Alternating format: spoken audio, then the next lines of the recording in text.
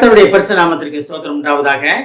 இன்றைய ஜீவ வார்த்தை நிகழ்ச்சியை கேட்டுக்கொண்டிருக்கும் அனைவரையும் கர்த்தருடைய பரிசு நாமத்தினால் வாழ்த்துகிறேன், ஆசீர்வதிக்கிறேன். இன்றைய சின்ன தியானத்திற்கு தேவன் கொடுத்த வேத பகுதி அது 2 நாளாகமம், அதில் 30ஆம் அதிகாரம், அதில் 9ஆம் வசனம். 2 நாளாகமம் 30:9 பின்பகுதி. உங்கள் தேவனாகிய கர்த்தர் கிருபையும் இரக்கமும் உள்ளவர். நீங்கள் அவரிடத்தில் திரும்பினால் அவர் தம்முடைய முகத்தை உங்களை விட்டு விலக்குவதில்லை என்றார்கள். இன்றைய தினம் இதை கேட்டுக்கொண்டிருக்கிற தேவ ஜனமே, தேவ பிள்ளைகளே, தேவனுடைய முகம் உங்களை விட்டு விலகப்படுவதில்லை. தேவன் உங்களை விட்டு விலகி போக மாட்டார். அதான் சொல்றாரு, அழகா சொல்றாரு பாருங்க. அவர் தம்முடைய முகத்தை உங்களை விட்டு விலக்குவதில்லை. அப்ப தேவனுடைய பார்வையிலே நீங்க இருந்து கொண்டே இருக்கிறீங்க.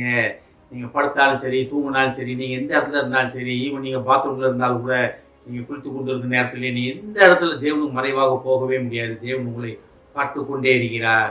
என் மகன் என்ன பண்ணுறான், என் மகன் என்ன பண்ணுறா அப்படின்னு தேவனுடைய கண்காணிப்புலேயே இருக்கீங்க. அதாவது உலக ரீதியான கண்காணிப்பு உண்டு.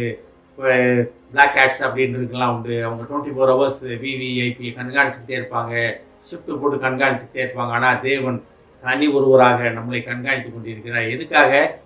தேவனுடைய பிள்ளை, ஒரு சின்ன பிள்ளை, வீட்டில் பிறந்த சின்ன பிள்ளை எந்திரிச்சு நடக்க ஆரம்பிக்கும் போது, முதல் அடி 2வது அடி எடுத்து வைக்கும் போது பெற்றோர்கள் இவ்வளோ கண்காணிப்பாக இருப்பாங்க.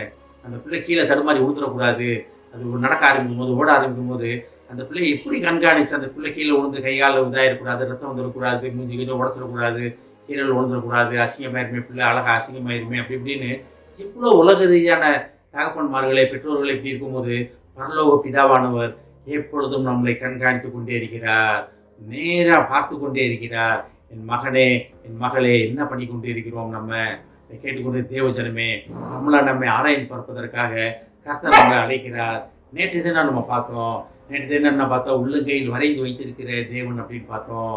அவர் நம்மளை விட்டு விலகி போக மாட்டார். அதே தான் இன்றைய தினம் தேவன் நம்மகிட்ட சொல்ற ஒரு வார்த்தை. அவர் எப்போதுமே அவருடைய முகம் நம்மளை நோக்கி கொண்டிருக்கிறது. எப்பொழுதும் அவர் தம்முடைய முகத்தை உங்களை விட்டு விலக்குவதில்லை.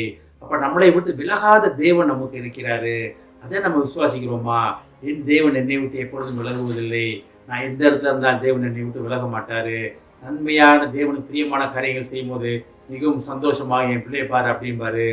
அவர் தேவனுக்கு பிடித்தமில்லாத காரியம் செய்யும்போது தேவன் மன வருத்தப்படுகிறவராக இருக்கிறார்.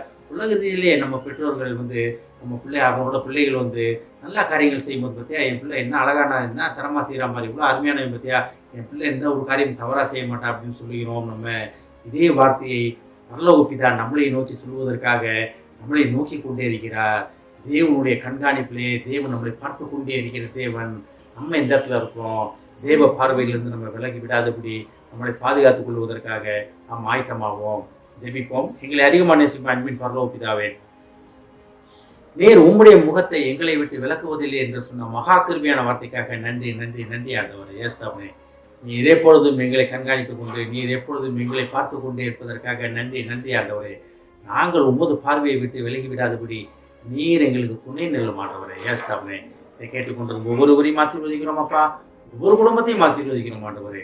குடும்பத்தில் உள்ள ஒவ்வொருவரும் தேவனாக உமது பார்வையிலே இருப்பதை உணர்ந்து அதற்கேற்றபடி நடந்து கொள்ள உதவி செய்யும் ஆண்டவரே. ஆசீர்வதிக்கிறோம் அப்பா. இயேசுவின் மூலமாக கேட்கிறேன் நல்ல பிதாவே, ஆமென். கர்த்தர் உங்களை ஆசீர்வதிப்பாராக.